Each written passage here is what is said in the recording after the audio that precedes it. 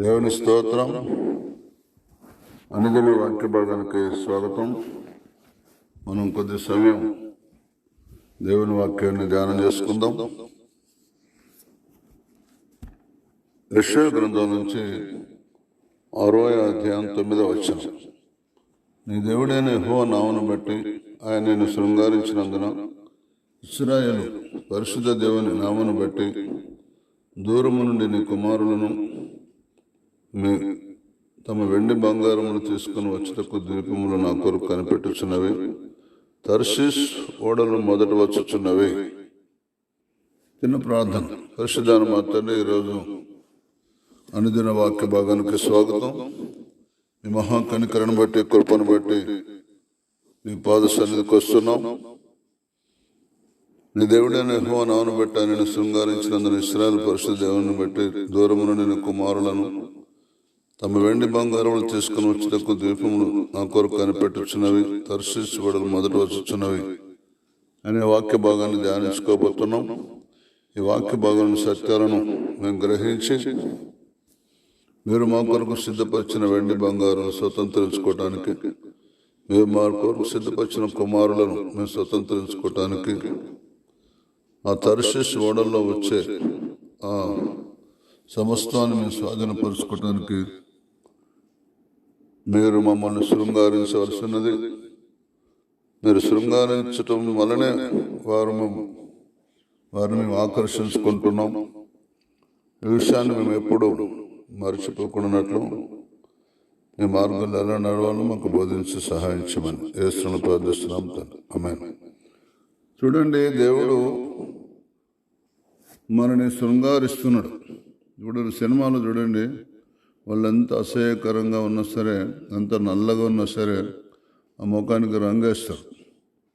అలాగే దేవుడు మనం శృంగారించడం అంటే మనం ఎంత కఠిన హృదయమైనా, పాషాణ హృదయమైనా, లేకపోతే వ్యసనాలతో నింపబడిన హృదయమైనా, లేకపోతే బలహీనలతో నింపబడ్డ హృదయమైనా, దేవుని యొక్క మహాకృపను బట్టి, కనికను బట్టి మనం రక్షించబడ్డాం. అది మన వల్ల కలిగింది కాదు. కృపచేతనే రక్షించబడ్డాం. కృపచేత రక్షించబడ్డ మనం కృపచేతనే శృంగారించబడుతున్నాం.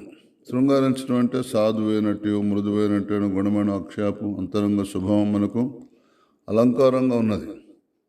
ఈ అలంకారంగా ఉన్న ఈ యొక్క మహా కనికరాన్ని బట్టి, కృపను బట్టి, ఇశ్రాయేలు పరిశుద్ధ దేవుని నామాన్ని బట్టి దూరము నుండి ఎక్కడెక్కడి నుంచో వచ్చి నీ దగ్గర రక్షించబడుతున్నారు. ఎక్కడెక్కడి నుంచో వచ్చి నీ దగ్గర స్వస్థత పొందుతున్నారు. ఎక్కడెక్కడి నుంచో వచ్చి నీ దగ్గర మేళ్ళు అనుభవిస్తున్నారు. ఎక్కడెక్కడో దూరం నుంచి వచ్చి వెండి బంగారాలు తీసుకొని అక్కడ కొన్ని సంఘాలనైతే, కొన్ని చోట్లనైతే దేవుని దగ్గరికి అలా వచ్చేవారు ఉన్నారు. కుష్ఠరోగి అయిన నయమానైతే వెండి బంగారాలు, వస్త్రాలు దైవజనునికి తీసుకొచ్చినట్టుగా చూస్తున్నాం. అతడు ఆకర్షించబడి బట్టి తీసుకోలే కానీ మరి తన శిష్యుడు తీసుకున్నట్టుగా మనం చూస్తున్నాం. అంటే నేను చెప్పేది ఏంటంటే, వెండి బంగారాలు తీసుకొని వస్తారు. నీతిగా, న్యాయంగా మనం ఉన్నప్పుడు, మన పట్ల దేవుని ప్రణాళిక ఉన్నప్పుడు వారు మన పట్ల అలా చేస్తారు. తర్షీషు ఓడలు మొదట వస్తున్నాయి. వారు మన కొరకు కనిపెడుతున్నారు. అక్కడికి పోతే మాకు ఏం మేలవుతుంది, ఆ మేలు బట్టి ఏమి వారికి సమర్పించుకోవాలి అనే ఆశతో, తలంపులతో వాళ్ళు మన దగ్గరకు వస్తారు.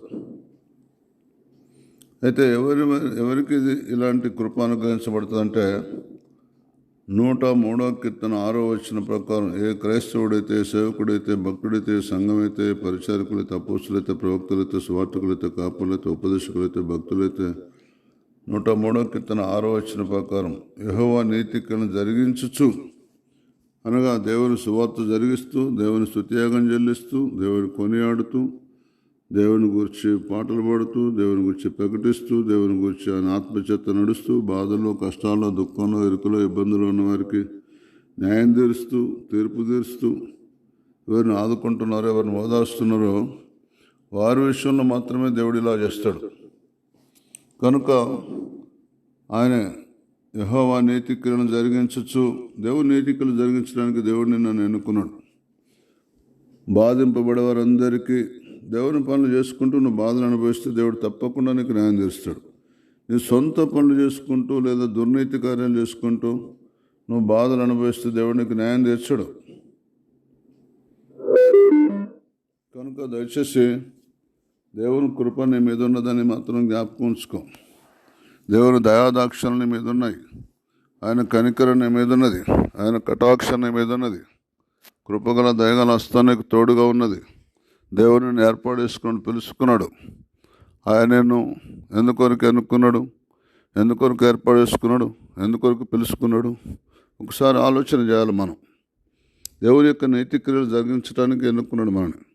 ఈ భూమి మీద అందరూ స్వనీతి క్రియలు, దుర్నీతి క్రియలు దేవుని మిక్సర్ కలుపుతున్నారు. కొద్దిసేపు దేవుని చేత వాడబడుతున్నారు, కొద్దిసేపు సొంత బుద్ధి చేత కొన్ని ఆరాధనలు అలా చేస్తున్నారు, మీటింగులు అలా పెడుతున్నారు, కూడికలు అలా పెడుతున్నారు, ప్రార్థనలు అలాగే చేస్తున్నారు, స్వకీయ మహిమ కొరకు చేస్తున్నారు. కొంతమంది వాళ్ళకు దేవుడు న్యాయం తీర్చాడు.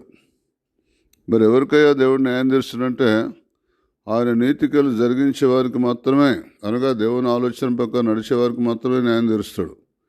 నువ్వు ఎవరి ఆలోచన ప్రకారం నడుస్తున్నావు నువ్వే తేటగా తెలుసుకో, నువ్వు పరీక్షించుకో. రోమ సంఘస్థులైతే 10వ అధ్యాయంలో 2వ వచనంలో వారు దేవుని యందు ఆసక్తి గలవారే, కానీ వారి ఆసక్తి జ్ఞానానుసారమైనది కాదు. కాబట్టి వారు దేవుని నీతిని ఎరక తమ స్వనీతిని స్థాపించబనుకొని దేవుని నీతికి లోబడలేదు. అదే ఈ రోజుల్లో కూడా అంతే. చాలామంది దేవుని ఆత్మతో సత్యంతో ఆరాధించాలంటే నువ్వు మాకు చెప్పొచ్చిన వారు నిన్న మొన్న నమ్ముకొని అంటున్నారు. ఇక్కడ నిన్న మొన్న నమ్ముకోవటం అనేది ఉండదు. దేవుడు హృదయాన్ని, ఎవరి హృదయాన్ని తెలిస్తే వాళ్ళకి సత్యం అర్థమవుతుంది. 100 సంవత్సరాల క్రైస్తవం కూడా సత్యం అర్థం కాకపోవచ్చు. నిన్న మొన్న నమ్ముకున్న వాళ్ళకి అందుకొరకే మొదటివారు కడపటి వారు ఇతరు, కడపటి వారు మొదటి వారు ఇతరు రాసింది. యెహోవా నీతికలను జరిగించచ్చు, బాధింపబడి వారికి అందరికీ న్యాయం తీర్చును. కనుక దయచేసి అశ్రద్ధ చేయొద్దని ప్రభుపేటకు మనవి చేస్తున్నా. ఇర్మీయా గ్రంథం 29వ అధ్యాయం 13వ వచనంలో చెప్తుంది, మీరు నన్ను వెతికినలా పూర్ణ మనసుతో నన్ను గురించి విచారణ చేయనడలా మీరు నన్ను కనుగొందురు. ఈ రోజుల్లో చాలామంది దేవుని కనుగొనలేకపోతున్నారు. కనుగొనకపోతే ఎంత నష్టమో, కనుగొంటే ఎంత లాభమో వాక్యం స్పష్టంగా చెప్తున్నది. ఎవరైతే నన్ను కనుగొనరో వారు తమకు తామే కీడు చేసుకుంటున్నారు, హాని చేసుకుంటున్నారు అని అని సామెతల గ్రంథం 8వ అధ్యాయం ఆఖరి వచనం చెప్తున్నది. సామెతల గ్రంథం 8వ అధ్యాయం చెప్తున్నది. కనుక ఈ రోజుల్లో చాలామంది దేవుని నమ్ముతున్నారు, కోకొలలుగా నమ్ముతున్నారు. మంచిదే, కానీ దేవుని కనుగొనకపోతే నువ్వు నమ్ముకొని వేస్టే. వాళ్ళు నమ్ముకున్నారు, నేను నమ్ముకుంటున్నా, వాళ్ళు బాప్తిసం తీసుకుని నేను బాప్తిసం తీసుకున్నాను, వాళ్ళు గుడికి పోతున్నా నేను గుడికి పోతున్నాను అనుకుంటున్నారు కొంతమంది. 36వ వచనం ఇలా రాసింది, నన్ను కనుగొనని వాడు తనకే హాని చేసుకును, నా యందు అసహ్యపడి వారందరూ మరణమును స్నేహించుదురు. కొంతమంది పరిశుద్ధాత్మ అంటే అసహించుకుంటున్నారు, నువ్వు మరణాన్ని స్నేహిస్తున్నావు. కొంతమంది దర్శనాలు అసహించుకుంటున్నారు, కొంతమంది ప్రత్యక్షతలు అసహించుకుంటున్నారు, కొంతమంది స్వస్థతలు అసహించుకుంటున్నారు. ఏందో మిడిమిడి జ్ఞానంతో ఇష్టం వచ్చేట్టు మాట్లాడుతున్నారు. దయచేసి మీకు మనవి చేస్తున్నాం, మీ కొరకు ఎంతోమంది సేవకులు భారం కలిగి దేవావారికి మనోన్నత వెలిగించినవి కానీ ప్రత్యక్షత గల మనస్సు లేనందువల్ల దేవా తండ్రి ఎవరు అర్థం కావటం లేదు. నీ మీద ఆధారపడి పోషించబట్టలేదు. శక్తియుక్తుల మీద, మోసాల మీద, దగాల మీద, టక్కర్ మాటల మీద ఆధారపడుతున్నారు దేవా అని అనేక మంది సేవకులు, భక్తులు, నిజమైన భక్తులు విజ్ఞాపన చేస్తున్నారు మీ ఇలాంటి వారి కొరకు. కనుగొంటే ఏం జరుగుతుంది? 35వ వచనం, నన్ను కనుగొనువాడు జీవమును కనుగొనును, యెహోవా కటాక్షం అని కలుగును. దేవుని కటాక్షం మరి నీ మీద ఉంటే నువ్వు మోసం మాటలు చేస్తే, టక్కర్ మాటలు చెప్పి దండుకోవటం ఉంటుంది ఎక్కడన్నా? దేవుని కనుగొనలేదు. తండ్రి ఎవరో నీకు అర్థం కాలేదు. తండ్రి ఎవరో నీకు అర్థమైతే తండ్రి నేను సచ్చిందానికి కాదు, నేను 1000 తరాల వరకు పోషిస్తాడు అనే లేఖనాలు చెప్తున్నాయి. కనుక మీరు నన్ను వెతికినేడలా, పూర్ణ మనసుతో నన్ను గురించి విచారణ చేయనేలా మీరు నన్ను కనుగొందరు. పూర్ణ మనసు ఇవ్వాలండి. నేను యేసుదేవుని దగ్గరికి వచ్చి 3 నెలలు అయింది. 3వ నెల నాకు ప్రేరేపణ వచ్చింది ఉపవాసం ఉండాలని. ఉపవాసం ఉండాలంటే నేను హైదరాబాద్లో ముస్లిం సహోదరుల మధ్య, నేను వాళ్ళ కుటుంబాల మధ్య నేను వారి ఒక కుటుంబీకునిగా మసలుకున్నాను. అయితే వాళ్ళు ఉపవాసం ఉంటే అసలు ఎంత నిష్టగా ఉంటారంటే ఏది దగ్గర రానివారు, కూడా మింగరు. ఎప్పుడు ఒక 12 గంటలు. నేను 3 రోజులు ఉపవాసం ఉండాలనుకున్నా. 3 దినాలు అన్నపానాలు మానేసి కూడా మింగకుండా ఉండాలి. వాళ్ళు అంత నిష్టగా ఉంటారు. మరి దేవుడు ఎవరు నాకు అర్థమైంది. దర్శనం కనబడ్డాడు.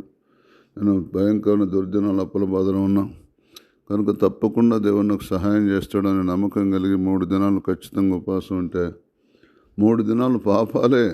నేను చేసిన పాపం, నేను పాపిని కాదు, బీడిదాగను, కళ్ళదాగను, చుట్టదాగను, చెడదాగను, గుట్టుదాగను, పందినాడు, ఏం తినడు అనుకున్నా. నా అంత బుద్ధిమంతుడు లేడు భూమి మీద అనుకున్నా. కానీ దేవుని దగ్గరికి వచ్చినాక ఆయన కనుగొనాలంటే పూర్ణ మనసు ఇవ్వాలంటే, అంటే 24 గంటలు మన మనసు ఆయన మీద ఉంటే పూర్ణ మనసు ఉన్నట్టు. 24 గంటలు 72 గంటలు ఆయన మీద మనసు పెట్టిన, వెతికినప్పుడు ఏం చేయాలి? దీపం వెలిగించి ఇల్లంతా ఊడ్చి నాణ్యం వెతుకుతుంది ఒక అమ్మ బైబిల్లో. 10 వెండి నాణాలు, 1 వెండి నాణం పోతే అది దొరికినప్పుడు సంతోషిస్తే తన తోటి వారు కూడా సంతోషంగా చెప్తుంది. అట్లా నేను దేవా, నా తిక్రమ క్రియలను బట్టి నువ్వు గాయపరచబడ్డావు, దోషాలను నలగొట్టబడ్డావని, నా పాపాలు నువ్వు పశ్చాత్తాపడడం, యేసు నా పాపాలకు చనిపోయాడని అట్లా నేను ఆయనను పూర్ణ మనసుతో వెతికినప్పుడు 3వ దినాన యేసుదేవుడు నాతో మాట్లాడిండు. ఎప్పుడైతే దర్శనం ఇచ్చి మాట్లాడిండో అప్పటి నుంచి నాకు నమ్మకం కలిగి దేవుని మార్గం నడుస్తుంటే మా ఇంటి వారందరూ వ్యతిరేకమైపోయారు. దేవుడు నమ్మొద్దు అంటే నమ్మొద్దు అన్నారు. నేను కూడా నమ్మలే అని వాళ్ళు విసిగిస్తే కుంగిపోయాను. నాకు బాగా ఒక ప్రేమించిన అమ్మాయిని పెళ్లి చేసుకుంటుంటే ఇంటి వాళ్ళు వద్దంటే మళ్ళీ మనసంతా అమ్మాయి మీద ఎట్లుంటుంది? ఒక ప్రేమించిన అబ్బాయిని ఇంటి వాళ్ళందరూ వద్దు అంటే ఆ అబ్బాయి మీద మనసు ఎలా ఉంటుంది? అలా నా మనసంతా యేసు చుట్టే ఉన్నది. కానీ మా ఇంటి వారందరూ ఒప్పుకున్నందువల్ల వేదన, బాధ, దుఃఖం మాత్రం నా హృదయం నిండా ఉన్నది. అప్పుడు ఇక్కడ హెబ్రీ పత్రిక 11:24 రాసి ఉంటుంది.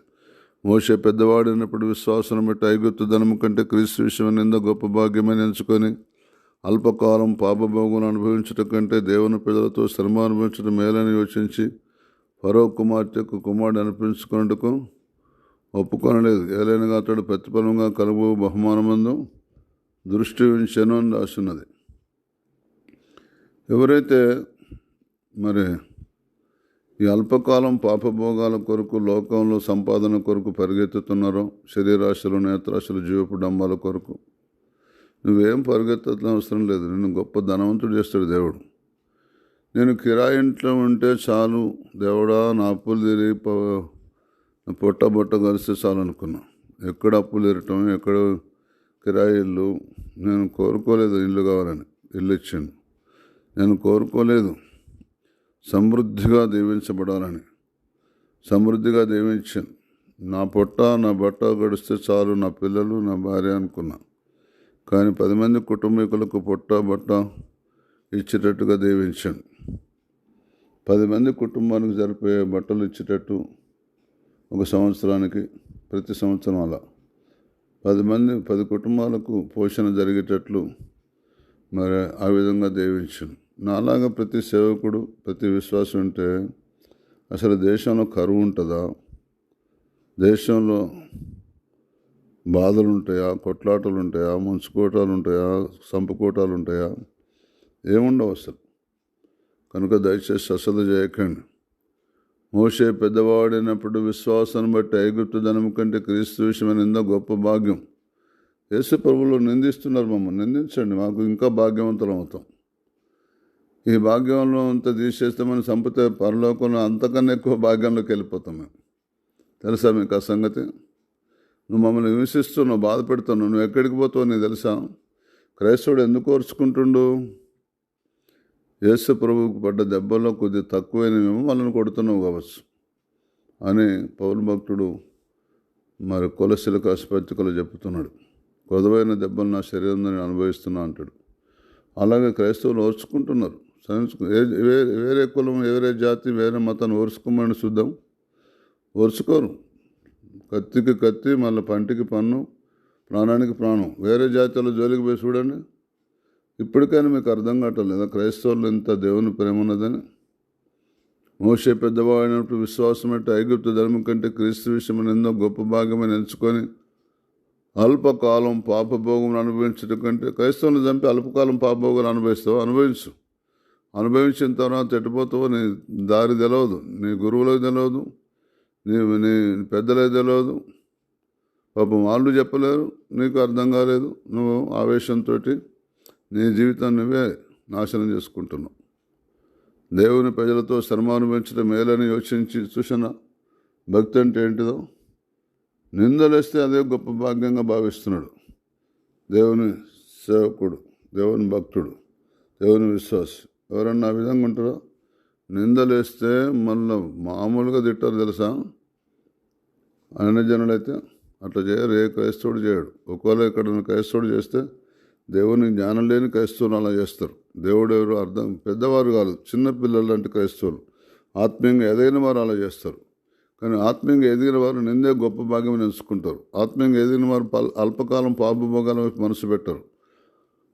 దేవుని ప్రజలతో శ్రమ అనిపించడం మేలు అని ఆత్మీయంగా ఎదిగిన వారికి అర్థమవుతుంది. ఫరోకు కుమార్తె కుమారుడు అనిపించుకున్న గొప్ప లేదు. ఈ లోక సంబంధాన్ని సుఖభోగాలు ఎప్పుడు కోరుకోరు.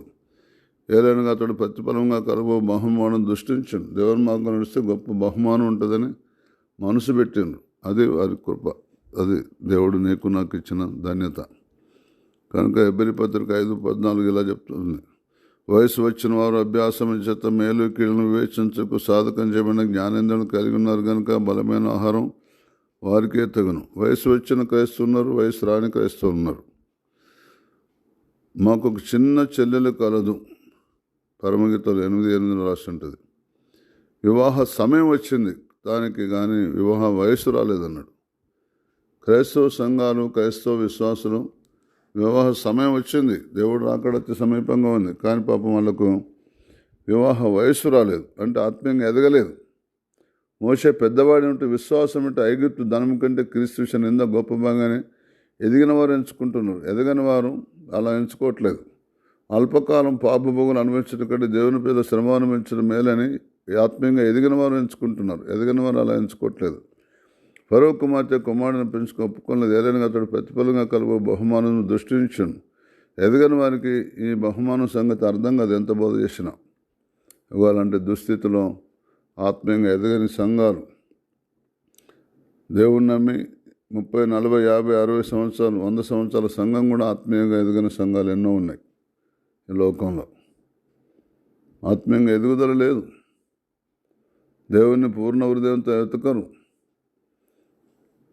ఆత్మీయంగా పెద్దయిన స్థితి లేదు. కీడుకి ప్రతి కీడు చేసే వాళ్ళందరూ ఎదగని వారే. దూషణకు ప్రదూషణ వేసిన వాళ్ళందరూ ఎదగని వారే. లోక పాపాల వైపు మనసు పెట్టిన వారందరూ ఆత్మీయంగా ఎదగని వారే. శ్రమలు అనుభవించడానికి ఒప్పుకొని వారందరూ ఆత్మీయంగా ఎదగని వారే. కలబోయే బహుమానం మీద దృష్టి పెట్టని వారందరూ ఆత్మీయంగా ఎదగని వారే. అయితే వయసు వచ్చిన వారు అభ్యాసం చేస్తున్నారు. మేలు కీళ్ళను వివేచించుటకు సాధకం చేయబడిన జ్ఞానేంద్రియాలు కలిగి ఉన్నారు కనుక బలమైన ఆహారం వారికే తగును. బలమైన ఆహారం, బలం లేని ఆహారం, 2 రకాల ఆహారాలు ఉన్నాయి. దేవుని కృప నీకు బలమైన ఆహారం ఇవ్వాలని కోరుతున్నాడు. వయసు వచ్చిన వారంటే అర్థం ఏంటిది?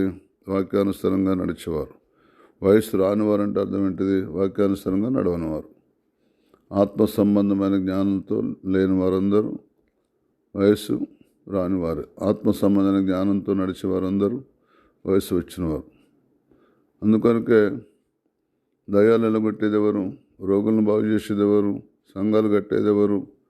సంఘాన్ని ఆత్మీయంగా ఎదుగుదలకు నడిపించేదెవరు అంటే ఆత్మీయంగా ఎదిగిన వారే. మోషేలాగా, పౌలు భక్తుల్లాగా, అపోస్తుల్లాగా మరి ముందుకు సాగేవారే. దయచేసి అశ్రద్ధ చేయకండి. దేవుడు మిమ్మల్ని దీవించి ఆత్మీయంగా ఎదుగుదల ఇచ్చి వయసు వచ్చిన వారు లాగా అభ్యాసం చేత మేలు కీళ్ళు వించడం సాధకం చేయబడిన జ్ఞానేంద్రియాలు కలిగి బలమైన ఆహారం తినేవారుగా మీరు ఆత్మీయంగా ఎదుగుదురుగాక. ఆమేన్. చిన్న ప్రార్థన. పరిశుద్ధన మా తండ్రి, మీ మహాంకనికరణ బట్టి కృపను బట్టి నీ పాసానికి వస్తున్న నాయన, కటాక్షం మా మీద ఉంచండి, మీ దయాదాక్షను మా మీద ఉంచండి. అభ్యాసం చేత మేలు కీళ్ళు వివరించడానికి సాధకం చేయబడిన జ్ఞానేంద్రియాలు కలిగి ఉండాలి.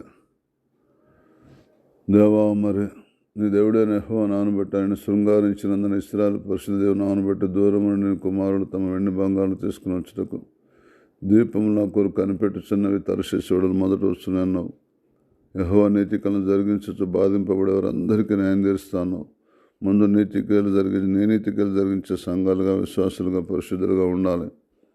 మీరు నన్ను వెతికినేలా పూర్ణ మనసుతో నన్ను విచారించేసిన మీరు నన్ను కనుగొంటారన్ను అలా కనుగొనాలి. సహాయం చేయండి. మోషే పెద్దవాడినప్పుడు విశ్వాసం ఉంటే ఐగుప్తుల కంటే క్రీస్తు విషయం ఎంత గొప్ప భాగం ఎంచుకొని అల్పకాలం పాపభోగులు అనిపించిన కంటే దేవుని ప్రజలతో శ్రమ అనిపించిన మేలని యోచించి పరోక్షమైన కుమారుని అనిపించుకు ఒప్పుకోలేదు. ఏలైనగా ప్రతిఫలంగా కలగబోయే బహుమానం మీద దృష్టి పెట్టినట్టు మేము కూడా మాకు ప్రతిఫలంగా కలగబోయే బహుమానం మీద దృష్టి పెట్టి దేవా మేము కూడా వయసు వచ్చిన వారిలాగా ప్రవర్తించి దేవా మరి నాన్న క్రీస్తు విషయం నిందే గొప్ప భాగ్యం ఎంచుకొని అల్పకాలం పాపభోగుల వైపు మనసు పెట్టకుండా మరి సుఖభోగాల వైపు మనసు పెట్టకుండా నీతికలు జరిగించడంలోనూ బాధింపబడే వారికి న్యాయం తెచ్చడంలోనూ మేము కూడా పాల్పొందే భాగ్యం మాలో ప్రతి ఒక్కరికి దయచేయండి. సమస్త ఘనత మహిమా ప్రభావాలు మీకు ఆరోపిస్తూ యేసు నామమున ప్రార్థిస్తున్నాం తండ్రి. ఆమేన్.